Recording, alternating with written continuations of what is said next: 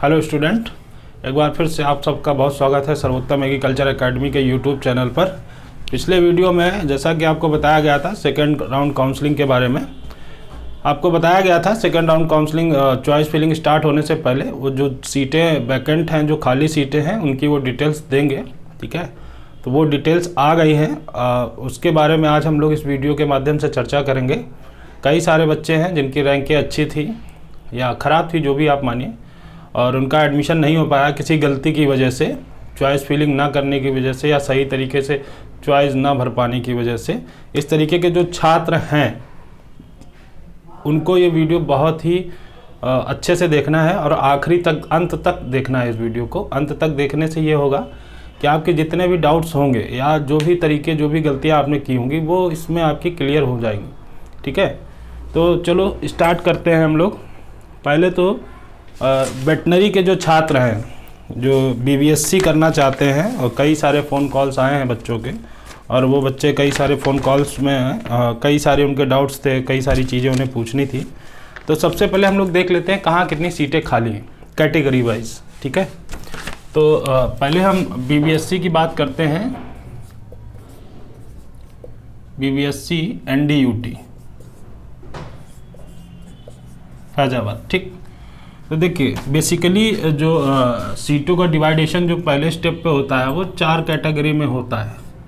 UP UR यानी जो general सीटें हैं, अनारक्षित सीटें हैं, इनको हम UP UR बोलते हैं। फिर उसके बाद होता है UP BC यानी जो OBC कैंडिडेट हैं उनके लिए जो सीटें हैं। उसके बाद होता है आपका UP SC, जो UP SC मतलब जो SC कैंडिडेट हैं उनके लिए जो सीटें रिजर्व हैं वो। उसके बाद होता है UP ST। तो UP ST की यहाँ बात नहीं करेंगे, बहुत रेयर कैंडिडेट होते हैं जो UP ST कैंडिडेट होते हैं। अगर इस तरीके का कोई कैंडिडेट है और उसकी जो भी रैंक हो, वो स्टूडेंट कॉल जरूर करें, उनको जो है अलग से ब्रीफ दिया जाएगा। ठीक है, उसके बाद आपका होता है EWS। ठीक, ये चौथी कैटेगरी जो अभी हुई है। अभी देखिए इसमें हम लोग बात करेंगे। आपने अगर वो PDF डाउनलोड किया होगा तो आपने उसमें देखा होगा F लिखा होगा। F का मतलब होता है फ्री या नॉर्मल सीट। ठीक है, F या फ्री या नॉर्मल सीट। ठीक, तब ये सीटें हम लोग नरेंद्र में देखते हैं वेटनरी में खाली हैं आपकी 12 अनरिजर्व सीट खाली हैं। ठीक है, 3 OBC कैंडिडेट के लिए खाली हैं, 3 SC कैंडिडेट के लिए खाली हैं और 3 EWS कैंडिडेट के लिए खाली हैं। ये सीटें फ्री हैं, ये अनरिजर्व हैं 12, OBC कैंडिडेट के लिए 3 है, SC कैंडिडेट के लिए 3 है, EWS कैंडिडेट के लिए 3 है। ठीक, अब इसी में हम लोग देख लेते हैं, एक को P से डिनोट किया गया होगा, P से प्रदर्शित किया जाता है। P का मतलब होता है पैड या पेमेंट सीट, है ना, इसको हम लोग पैड या पेमेंट सीट बोलते हैं। ठीक, इस तरीके से। अब इसमें हम लोग देख लेते हैं, इसमें आपकी यहाँ 0 सीट खाली है, यहाँ 2 है, यहाँ 2 है और यहाँ 3 है, यानी 3 अनरिजर्व पैड है, 2 OBC कैंडिडेट के लिए पैड है और 2 SC कैंडिडेट के लिए पैड। इसके बाद इसमें NRI सीटें भी खाली हैं, तो जो कैंडिडेट NRI की काउंसलिंग कराना चाहते हैं उनको स्पेशल काउंसलिंग में जाना पड़ेगा। लास्ट की काउंसलिंग में NRI का ऑप्शन आपको मिलेगा, तो जो NRI से एडमिशन लेना चाहते हैं वो NRI से ले सकते हैं। ठीक है, अब इसी में हम लोग देख लेते हैं मेरठ SBPT। मेरठ में BBSC की क्या सीटें खाली हैं। तो पहले UP UR, then UP BC, UP SC और EWS। टाइप ऑफ सीट जो पहले देखेंगे फ्री।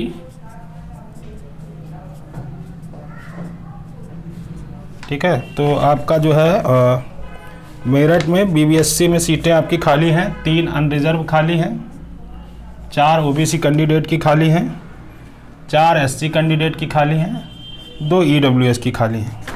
अब यहाँ बात कर लेते हैं पैड की, पेमेंट सीट की। तो पेमेंट सीट EWS नहीं है, SC की पेमेंट सीट नहीं बची है, और आपकी जो बची है वो सिर्फ अनरिजर्व की 3 और आपकी OBC कैंडिडेट की 4। ठीक, तो ये सीटें खाली हैं। अब इस चीज़ को समझिएगा कि जैसे लोग समझते हैं कि इतनी सीटें खाली हैं तो हमारा होना चाहिए। अब इसका गणित समझिएगा किस तरीके से होता है, बहुत से लोगों को नहीं पता होगा। ठीक है, देखिए अब जो EWS कैंडिडेट यानी जो जनरल कैंडिडेट है उसके लिए 12 और 3 15 सीटें हैं। अगर उसके पास EWS का सर्टिफिकेट है तो वो 15 सीटों पे फाइट करेगा, ठीक। OBC कैंडिडेट 12, 3, 15 सीटों पे फाइट करेगा। इसी तरीके से SC कैंडिडेट 12, 3, 15 सीटों पे फाइट करेगा। यानी ये 15 सीटें ईच कैटेगरी के लिए है। बट जो जनरल कैंडिडेट है उसके पास EWS का सर्टिफिकेट नहीं, वो सिर्फ 12 सीटों पर फाइट करेगा। फ्री अगर हम बात करते हैं तो सिर्फ फ्री की। अगर पैड की बात करते हैं तो यही ऐड हो जाता है, यानी 12, 3, 15, 2, 17 सीटों पे OBC फाइट करेगा। 12, 3, 15, 2, 17 सीटों पे SC कैंडिडेट फाइट करेगा। 12, 3, 15, 3, 18 सीटों पर EWS फाइट करेगा। इस तरीके से इसका जो है कैलकुलेशन होता है, ठीक है। इसी तरीके से यहाँ भी है आपका, जैसे जनरल कैंडिडेट है तो 3, 3, 6 यानी 3 फ्री, 3 पैड सीट पे फाइट करेगा। अगर उसके पास EWS का सर्टिफिकेट है तो 8 सीटों पे फाइट करेगा। अगर OBC कैंडिडेट है तो 10, 4, 14 सीटों पे फाइट कर रहा है। SC कैंडिडेट है तो 10 सीटों पे फाइट करेगा। तो ये इसका सीटों को समझने का ये एक बेहतर तरीका है। अभी जैसे जो वेटनरी के छात्र हैं जिनको जो है काउंसलिंग में पार्टिसिपेट करना है, और समस्याएं आएंगी, जाहिर सी बात है, सारी चीज़ें सभी को नहीं पता होती हैं। तो अभी बहुत सी ऐसी चीज़ है जिनकी रैंक कहीं और अच्छी नहीं आई है, मतलब वो किसी और संस्थान में अभी तक एडमिशन नहीं लिए हैं या उधर एडमिशन उनका नहीं हो सकता है, उनकी रैंक अच्छी नहीं है, ठीक है। तो वो कैंडिडेट इस बात को ध्यान में रखें कि अभी उनके पास कई सारे मौके हैं। अगर आपने PDF डाउनलोड किया होगा वैकेंट सीट का, तो आपने वहाँ देखा होगा कि जैसे हमने सीट बताई है तो बहुत कम बताई है। आप इस चीज़ को देख रहे होंगे, वहाँ आपने देखा होगा, पता लगा जो है 40 सीटें खाली हैं, हमने उसमें BC बताई हैं, ठीक। तो जो 40 खाली हैं वो कई तरीके से खाली हैं, उसमें और भी सब कैटेगरीज होती हैं। अब सब कैटेगरी की अगर हम लोग बात करें तो उस PDF में आप पाएंगे मेंशन होगा इस तरीके से FF UE PC DP, इस तरीके से ये आपकी क्या है सब कैटेगरी। इनमें भी बहुत सी सीटें खाली हैं। बट क्या होता है कि सेकेंड राउंड की काउंसलिंग में आपको ये वाला भी सर्टिफिकेट चाहिए। FF का मतलब होता है फ्रीडम फाइटर, यानी जो स्वतंत्रता सेनानी का जिनके पास सर्टिफिकेट है या जिन्होंने इसको पहले से फॉर्म भरते समय मेंशन कर रखा, ये सीटें उनके लिए खाली हैं, सिर्फ और सिर्फ उनके लिए, ठीक। उसके बाद UE का मतलब है यूनिवर्सिटी एम्प्लॉय, जिनके पेरेंट्स जो है यूनिवर्सिटी में एम्प्लॉय हैं, ये सीटें उनके लिए हैं, सिर्फ उन्हीं के लिए हैं, ठीक। PC का मतलब है फिजिकल चैलेंज, यानी हैंडीकैप, जो विकलांग लोग हैं उन्होंने अपना अगर सर्टिफिकेट लगा रखा है फिजिकल हैंडीकैप का, तो ये सीटें उनके लिए खाली हैं। उसके बाद DP का मतलब है डिफेंस पर्सन, जो सेना में अधिकारी वगैरह या सेना में कार्यरत हैं, उनके लिए भी यहाँ रिजर्वेशन दिया जाता है। तो ये सीटें उनके लिए खाली हैं। अब देखिए इसी तरीके की सीटें आपको देखने में मिलेंगी जो एग्रीकल्चर के छात्र हैं, जो कृषि के छात्र हैं, और मतलब कृषि के छात्र हों या जो कृषि लेना भी चाहते हैं या एग्रीकल्चर लेना चाहते हो या हार्टिकल्चर लेना चाहते हो, तो आपको जो है मैं बता रहा हूँ, अब देख लीजिएगा कई सारी सीटें खाली, जैसे नरेंद्र देव है NDU 80, ठीक। अब यहाँ अगर हम BSc AG की बात कर लें, BSc एग्रीकल्चर की, तो UP UR, UP BC, UP SC, EWS, ठीक। अब हम लोग इसी तरीके से बात करेंगे, सारी यूनिवर्सिटियों के सीटों के बारे में आपको जो है एक बार में जानकारी दे देंगे, क्योंकि आप PDF पढ़ेंगे समझेंगे, उसमें काफ़ी समय लग सकता है, कुछ एक सीटें आपसे ज़्यादा कम हो सकती हैं। तभी यहाँ देखते हैं 13 सीटें ये खाली हैं, 8 ये हैं, 3 ये हैं और 1 ये है, ठीक। अब यहाँ इसके बाद हम पैड सीधा P इस तरीके से पैड सीटें लिखते हैं, तो 3 ये खाली हैं, 2 ये खाली हैं, 2 ये खाली हैं और यहाँ 0, ठीक। उसके बाद यही एग्रीकल्चर की अगर हम कैंपस की बात करते हैं, जो वहाँ कैंपस है तो इसको हम कैंपस से डिनोट कर लेते हैं, ठीक। आजमगढ़ कैंपस है, तो वहाँ जो फ्री सीटें हैं वो भी देख लेते हैं हम लोग। तो जो फ्री सीटें हैं वो 4 है, 1 है, SC कैंडिडेट की कोई सीट नहीं है, EWS की 2 सीटें हैं, ठीक। और यहीं अगर हम पैड की बात कर लें कि कैंपस में पैड सीटें क्या खाली हैं, तो पैड सीटों में 2 जनरल कैंडिडेट की खाली हैं और OBC कैंडिडेट की 0 है, SC कैंडिडेट की 1 है और EWS की कोई सीट नहीं खाली है, ठीक। अब इसी तरीके से अगर इसमें हम हार्टिकल्चर कोर्स की बात कर लेते हैं, यानी नरेंद्र में हार्टिकल्चर की क्या सीटें खाली हैं, तब हम देखते हैं आप इसको ध्यान से देखिएगा, चीज़ें मिस नहीं होनी चाहिए। आपकी रैंक क्या है, रैंक वाइज क्या मिल सकता है, वो तो बाद में हम आपको बताएंगे, ब्रीफ करेंगे। तब यहाँ देखते हैं हार्टिकल्चर में 5 सीट खाली है जनरल कैंडिडेट, 2 ओबीसी का खाली है, 1 एससी कैंडिडेट का खाली है, 2 ईडब्ल्यूएस का खाली है। और यहाँ पैड पे जो पैड हार्टिकल्चर वो 2 सीट जनरल कैंडिडेट का खाली है, ठीक। और कुछ बच्चे जो है फिशरीज भी चाहेंगे, तो बीएफएससी बोलते हैं इसको। बीएफएससी में जो सीटें खाली हैं उसको भी देख लेते हैं। बीएफएससी में आपकी 5 जनरल कैंडिडेट फ्री सीट है, 4 ओबीसी फ्री सीट है, 1 एससी कैंडिडेट फ्री सीट है, ई फुल हो चुकी हैं, ठीक। ये तो नरेंद्र देव की बात थी। अब आप अगर ओवरऑल देखेंगे तो जैसा कि अभी हमने पहले आपको बताया है, तो जैसे अगर कोई जनरल कैंडिडेट है नरेंद्र देव में एग्रीकल्चर चाहता है तो 13 ये सीट खाली है। अगर वो फ्री सीट चाहता है 13 ये खाली है, 4 ये खाली, तो 13 4 आपका 17 हो गया। ये सिर्फ अनरिजर्व कैटेगरी जनरल कैंडिडेट है जिसके बाद ईडब्ल्यूएस का सर्टिफिकेट नहीं। अगर ईडब्ल्यूएस का सर्टिफिकेट है तो आप इस तरीके से जोड़ सकते हैं फ्री सीट के लिए 13 4 17, 1 18 और 2 20 सीटें खाली हैं फ्री अनरिजर्व, ठीक, ईडब्ल्यूएस कैंडिडेट के लिए। अगर वही ओबीसी की बात करें तो 13 और 4 ये जोड़ लीजिए, 8 ये जोड़ लीजिए, 1 ये जोड़ लीजिए। अगर एससी कैंडिडेट की बात करते हैं तो 13 4 ये जोड़ लीजिए, 3 ये जोड़ लीजिए, 0 ये जोड़ लीजिए। इसी तरीके से अगर आगे हम देखते हैं, अगर उसको हार्टिकल्चर भी चाहिए तो इनको भी ऐड कर लीजिए, कैटेगरी वाइज इनको ऐड कर लीजिए। तो इस तरीके से आप सीटों का आवंटन देख पाएंगे। तो ये आपकी अगर देखा जाए तो 16 8 24 एक 25 सीट फ्री और 7 सीट आपके पैड। यहाँ देख लो तो 7 ये है और 3 ये है। यहाँ देख लेंगे तो 10 ये है और 2 ये है ना। और यहाँ देखते हैं तो 11 ये है और 2 ये है, ठीक।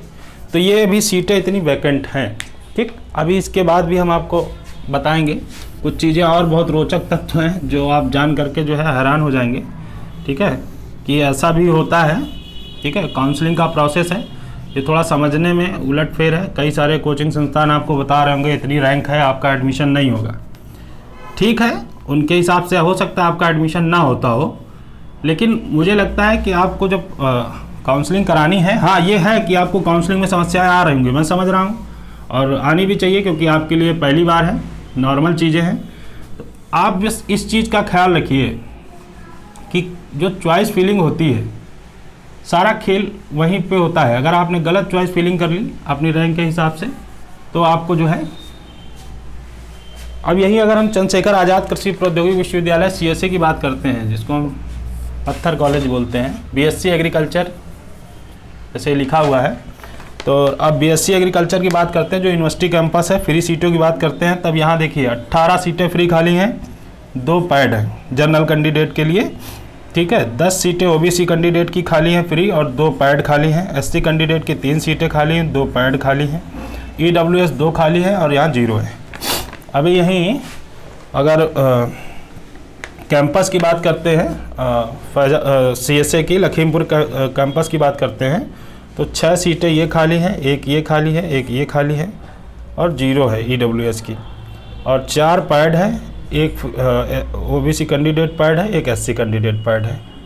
इस तरीके से आप इसको समझिए, ठीक। अब ये यही अगर हार्टिकल्चर सीएसए कैंपस में बात करते हैं, मेन कैंपस में, तो 6 ये है, 1 ये है और 1 ये है, ठीक। ईडब्ल्यूएस यहाँ 0 है। तो यहाँ फिशरी चलता नहीं, फॉरेस्ट्री चलता है, तो फॉरेस्ट्री की सीटें हमने नोट नहीं की हैं। अगर किसी को भी उसके बारे में जानकारी चाहिए तो हम आपको दे सकते हैं। अब यहाँ देख लीजिए यहाँ कितनी सीटें खाली हैं। अगर किसी को सीएसए चाहिए, जनरल कैंडिडेट है, तो 18 सीटें खाली हैं जनरल कैंडिडेट, उसके पास कोई सर्टिफिकेट नहीं है, तो 18 सीटें उसको फ्री मिलेंगी। पैड जोड़ लेंगे तो 2 18 2 20 सीटें हो जाएंगे। अगर ईडब्ल्यूएस का सर्टिफिकेट जोड़ लेंगे तो 22 सीटें हो जाएंगी, ठीक है। और इसी तरीके से अब ओबीसी कैंडिडेट है तो ओबीसी कैंडिडेट के लिए सबसे ज़्यादा सीटें आपको यहाँ देखने को मिलेंगी। देखिए 18 2 20 और 10 30 और 2 32, यानी ओबीसी कैंडिडेट 32 सीटों पर फाइट करेगा फ्री और पैड लगा करके।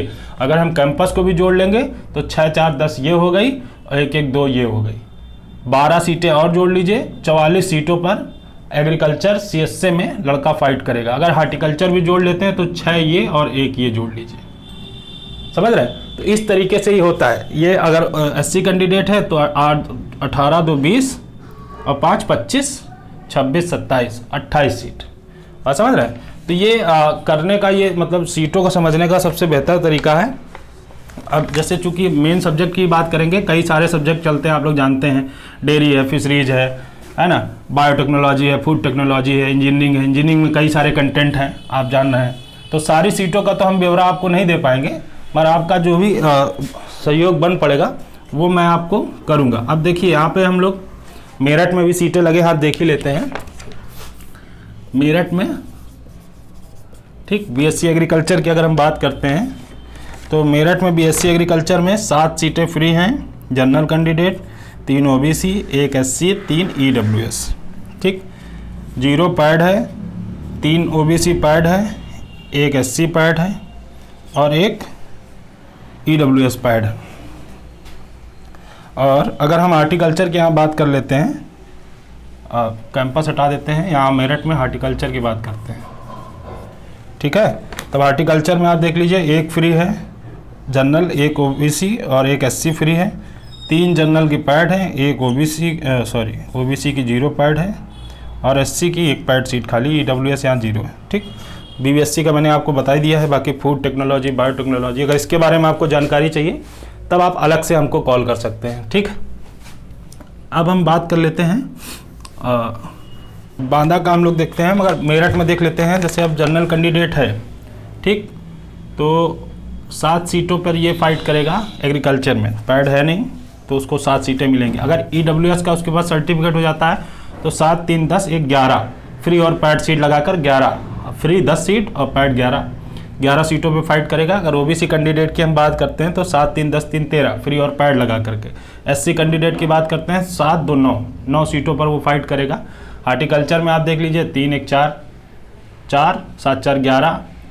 तो अगर किसी को मेरठ ही चाहिए, हार्टिकल्चर मिल जाए या एग्रीकल्चर मिल जाए, तब वो जनरल कैंडिडेट है तो 7 4 11 सीटों पर। OBC कैंडिडेट है 7 4 11 और 11 और 6 17 एक 18 सीट पर फाइट करेगा। इसी तरीके से OBC SC कैंडिडेट का आप जोड़ लीजिए और आपका जो है EWS आप देख सकते हैं। ठीक, तो बेसिक कॉन्सेप्ट है। इसके बाद जैसे अभी ये नोटिस आपका जो है कल आ गया था, ठीक है, बहुत से संस्थान होंगे जो आपको ये बोलते होंगे कि PhD कर रखा है UP कैटेट पर।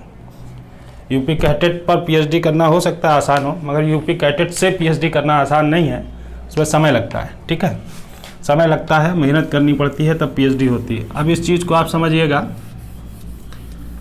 जिस तरीके से आपको मैंने बताया है और इस तरीके से आपको इजीली समझ में भी आएगा। शायद ही आपको इस तरीके से कोई ब्रीफ डिस्क्राइब कर पाए। आपके जितने भी डाउट्स होंगे, जो चीज़ें आज तक अभी आप प्रॉस्पेक्टस देखने के बाद भी आप नहीं समझे होंगे सीटों का क्या है, आप समझ जाएंगे। ठीक है, अब उसके बाद हम लोग बात करते हैं बांदा में सीटों का। तो बांदा में सीटें देख लेते हैं। अभी हम लोग ओवरऑल भी डिस्कस करेंगे कि अब कैंडिडेट के पास कितनी सीटें मिल रही हैं, वो मैं ओवरऑल आपको डिस्कस करके बताऊंगा। ठीक है, बांदा में देखिए 3 सब्जेक्ट हैं मेनली। आपका जो है हार्टिकल्चर है, एग्रीकल्चर है, फॉरेस्ट्री है। चलते और भी स्ट्रीम है, होम साइंस वगैरह है, इसके बारे में हम लोग डिस्कस नहीं कर रहे हैं। अगर किसी और को इसके बारे में पता करना है तो अलग से कॉल करके हमसे जानकारी ले सकता है, कोई समस्या नहीं। अब बांदा में हम लोग देखते हैं तो बांदा में आपकी 15 फ्री हैं जनरल कैंडिडेट के लिए, 3 OBC कैंडिडेट के लिए, 3 SC कैंडिडेट के लिए, 1 EWS की है, 2 इधर पैड हैं, 2 इनकी पैड हैं, 1 ये है और 1 ये। ठीक, अब यही बांदा में अगर हार्टिकल्चर की बात करें तो 8 हार्टिकल्चर जनरल फ्री है, 6 OBC फ्री है, 2 SC फ्री है, EWS 0 है। और पैड की बात करें तो 3 ये है, EWS ये। ठीक, तो अब यहाँ देखिए जो जनरल कैंडिडेट है तो उनके लिए 15 सीट एग्रीकल्चर में खाली है। पैड मिलेगा तो 17 हो जाएंगी। अगर उसके पास EWS का सर्टिफिकेट है तो 19 हो जाएंगे। ठीक, अगर हार्टिकल्चर लेना चाहता है तो 15 2 17 2 19 3 22 8 30, इस तरीके से सीटें खाली हैं। OBC कैंडिडेट 15 2 17 और 17 5 22। ठीक है, अगर ये जोड़ना है, हार्टिकल्चर भी उसको लेना है तो इन सीटों को भी जोड़ सकते हैं। ठीक है। तो इसी तरीके से आपके फॉरेस्ट्री में भी सीटें खाली हैं, उसके बारे में हमने जो है नहीं बताया आपको, और अगर आपको जानकारी उसके बारे में चाहिए तो हम अलग से आपको दे सकते हैं। अब देखिए जैसे सेकेंड राउंड की काउंसलिंग चल रही है, चॉइस फिलिंग जो बच्चे करते हैं, करने में बहुत सी समस्याएं क्या होती है मैं आपको बताता हूँ, किस तरीके से बच्चे गलतियाँ करते हैं इसके बारे में मैं आपको बताता हूँ, ठीक है। जैसे चॉइस फिलिंग हो जाती है, जब नहीं सीट मिलती है तो बुरा लगता है, और लगना भी चाहिए। आपकी एक छोटी सी गलती की वजह से आप जो है फाइट से बाहर हो जाते हैं। देखिए अगर ओवरऑल भी सीटों की अगर हम बात करते हैं, जैसे जो जनरल कैंडिडेट हैं ओवरऑल सीटों की बात कर लेते हैं, यानी हम सिर्फ अभी एग्रीकल्चर के बारे में ओवरऑल जनरल कैंडिडेट की बात करते हैं, तो 15 सीटें नरेंद्र देव में मेन कैंपस में, और 4 सीटें जो आजमगढ़ कैंपस है वहाँ, और CSA में 18 सीटें वहाँ, और जो उसका ऑफ कैंपस है वहाँ 6 सीटें हैं, और मेरठ की बात करें तब 7 सीटें हैं, और बांदा की बात करें तब 15।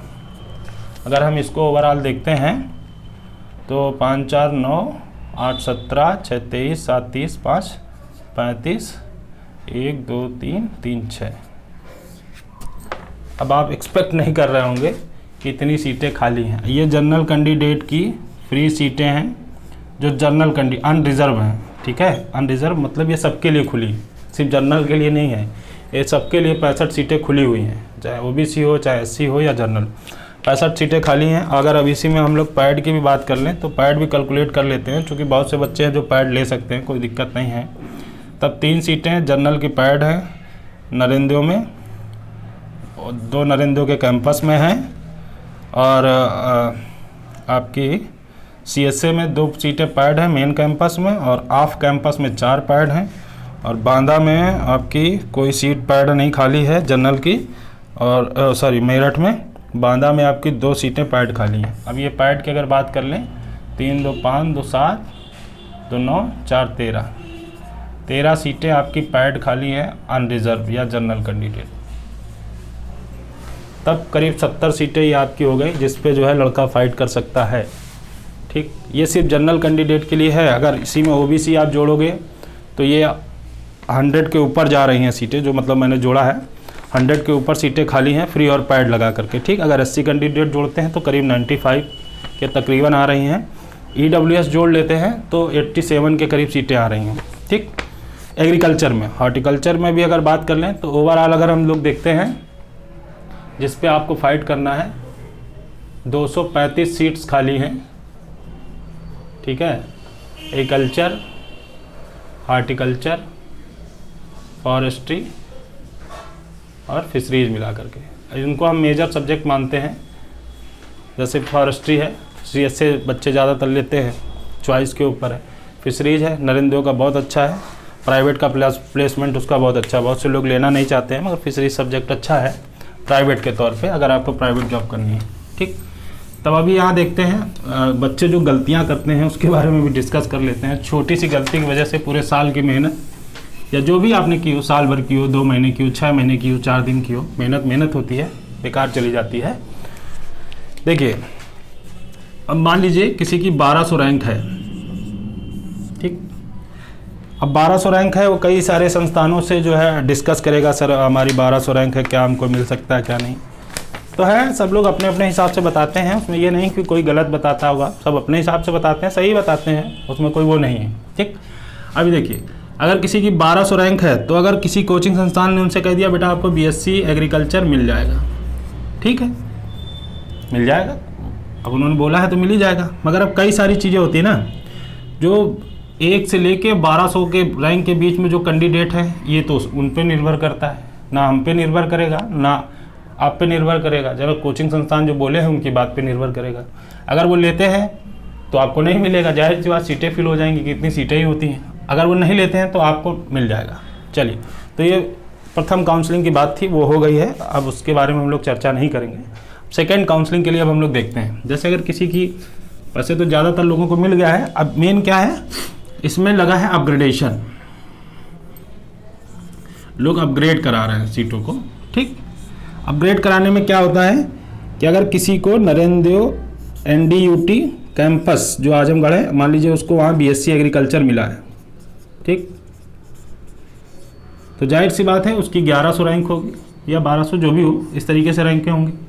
ठीक, अभी वो क्या करेगा भाई, आपकी जो है 2000 रैंक है, आपको नहीं मिला है तो आप इंतजार करो सेकंड काउंसलिंग में। आपने सीटें देखी, आपको लगा कि नहीं हमको मिल जाएगा, फिर आप गलती करोगे, आप सिर्फ बीएससी एग्रीकल्चर भर के छोड़ दोगे। तो ये गलतियाँ नहीं करनी है। ठीक, तो 2000 रैंक है या इसके ऊपर रैंक है, अभी 1100 वाला क्या करेगा, ये CSA चाहेगा कि CSA हमको एग्रीकल्चर मिल जाए, BSc एग्रीकल्चर।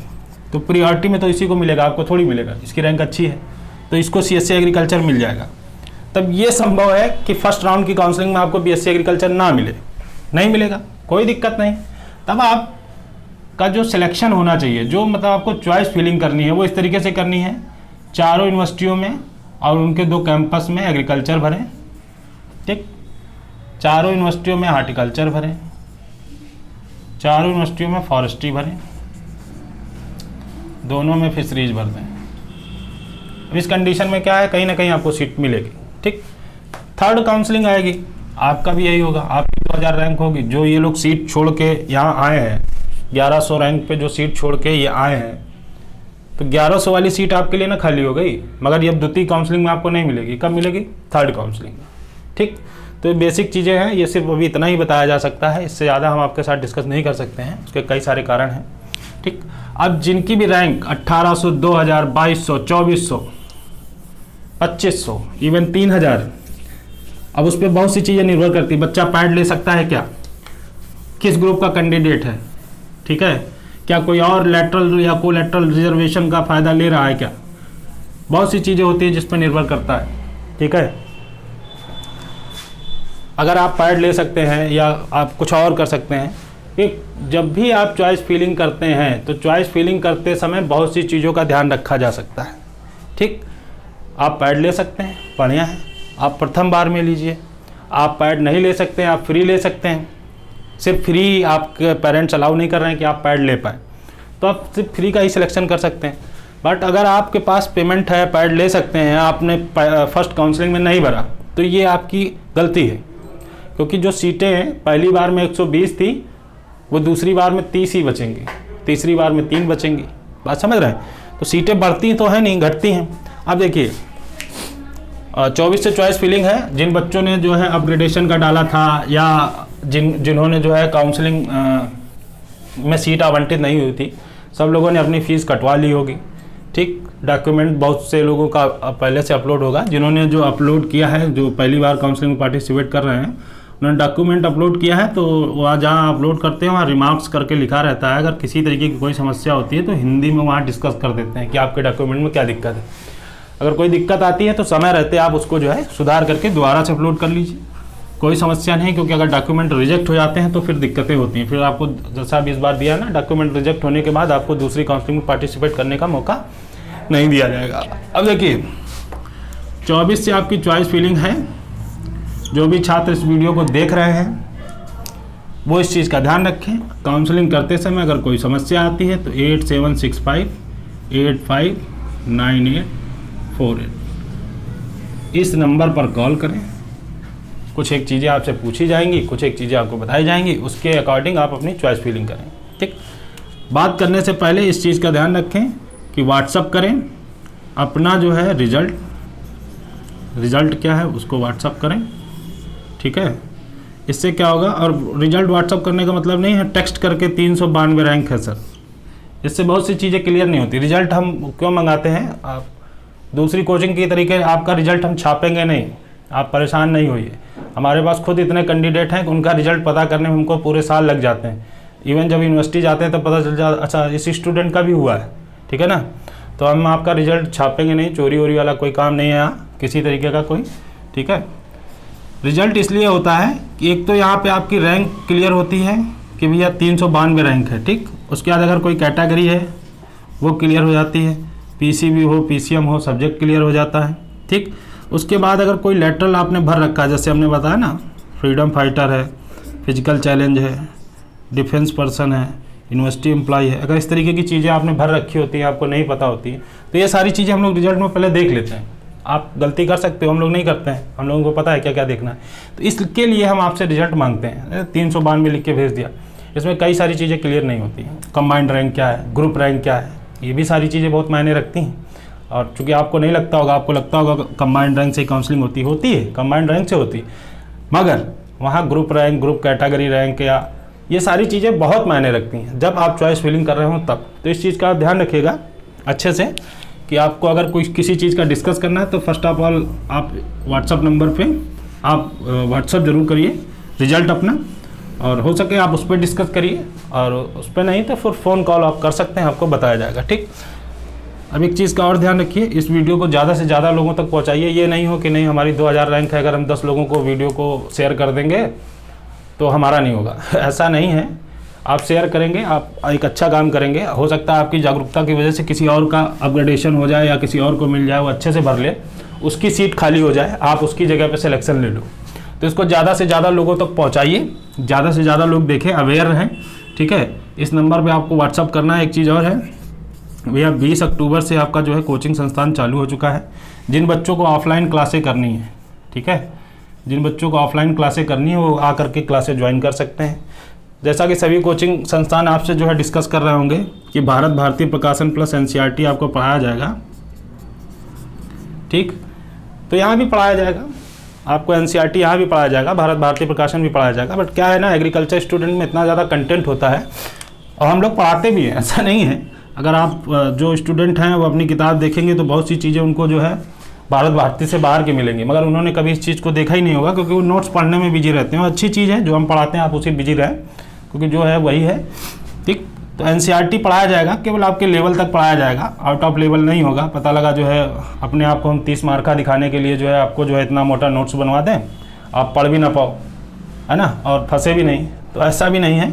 सिर्फ आपको इतना पढ़ाया जाएगा कि आप जो है पेपर कर ले जाए। देखिए इस बार पेपर जो कराएगी 2021 का जो मिशन है वो मेरठ है, मेरठ एग्ज़ाम कराएगी।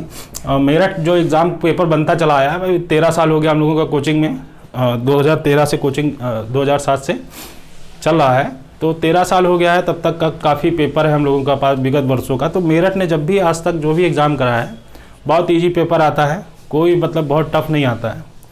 इसमें क्या होता है, मेरठ में अगर किसी कैंडिडेट की 140 पर पहली रैंक बनी है, अगर उसने फर्स्ट रैंक 140 पर पाई है, तो उसमें क्या होगा कि 135 से 140, यानी पेपर ही इतना इजी होगा कि 135 से 140 तक सारे कैंडिडेट सेलेक्ट हो जाएंगे। मैक्सिमम कैंडिडेट 135 से 140 क्वेश्चन करके आएंगे, इजी रहता है। जो 2-4 क्वेश्चन टफ होते हैं जो कर ले जाता है पहली, दूसरी, चौथी, 5वीं, 10वीं रैंक बना लेता है, और जो नहीं कर पाता है वो औसतन जो रैंक आती है उस पर हो जाता है। तो आप बिल्कुल परेशान नहीं होइए। जिन छात्रों को जो है कोचिंग करना है ऑफलाइन, और उनकी रैंक जो भी हो, हमने आपको पहले बताया था, अगर आपकी रैंक 2400, 2500 कुछ भी है, इस रैंक के अगर आप छात्र हैं तो आपको चाहिए कि आप कानपुर चले आएँ, क्योंकि अभी कई राउंड में काउंसलिंग चल सकती है।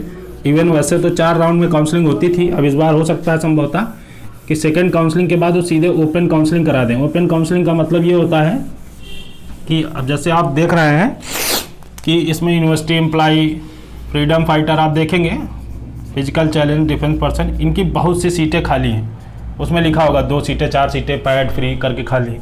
तो जब ओपन होता है तो अब इसके पहले भी आप इस चीज़ को देखिएगा, वहाँ दिया होगा, इसके पहले ऐसे दिया होगा UPOR, है ना, UPBC, UPSC या EWS, है ना, इस तरीके से इसके पहले भी ये कैटेगरी है, सब कैटेगरी टाइप ऑफ सीट। तब जब ओपन काउंसलिंग होगी, मतलब लास्ट काउंसलिंग उसको बोलते हैं हम लोग, ओपन काउंसलिंग में क्या होता है कि ये सारी सीटें सब कैटेगरी हटा दी जाती है।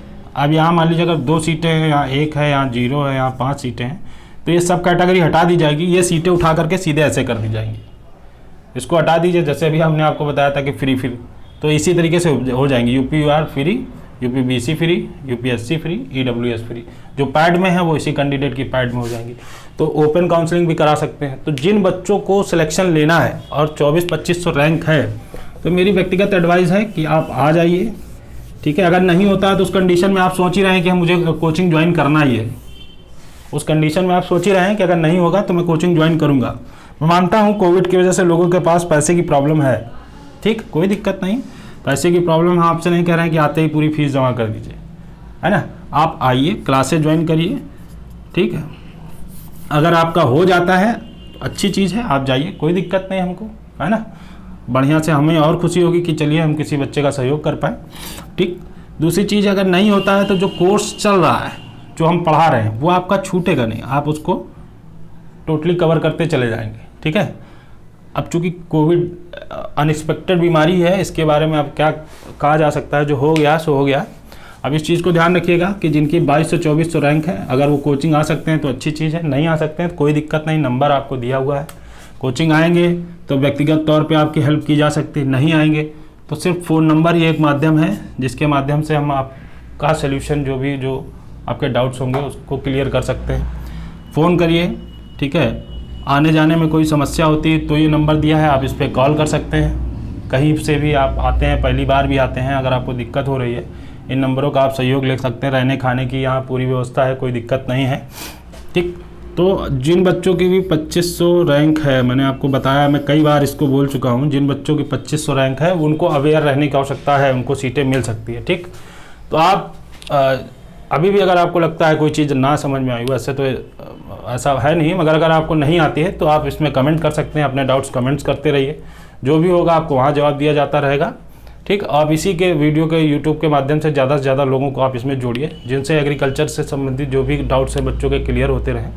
और हमारे साथ लगातार जुड़े रहने के लिए आप सभी लोगों का बहुत बहुत धन्यवाद। और एक चीज़ और है, अगर आपको जो है जो ये PDF है जो आया है, अगर आप इन सब चीज़ों को अगर आप चाहते हैं कि समय से आपको मिले, तो जो टेलीग्राम चैनल है, ठीक है, आप उसको ज्वाइन कर लीजिए। अगर टेलीग्राम चैनल आप ज्वाइन करेंगे तो इस तरीके की जो नोटिस आती रहती हैं वो आपको तुरंत मिलती रहेंगी। कई बार आप साइट विजिट नहीं कर पाते हैं, आपको नहीं पता चल जाता है, और यहाँ पे आपको टेलीग्राम के माध्यम से सारी चीज़ें आपको दी जाती रहेंगी। बहुत बहुत धन्यवाद वीडियो देखने के लिए।